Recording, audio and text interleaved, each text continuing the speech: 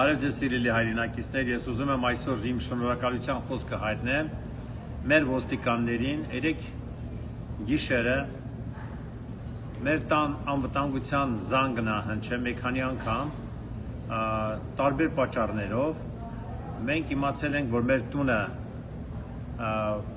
ասենց ասած մեր լեզվով գող է մտել, հանցագործներ են մտել, մեր ոստիկանները շատ օպերատիվ ցույց տվեցին իրենց աշխատանքը,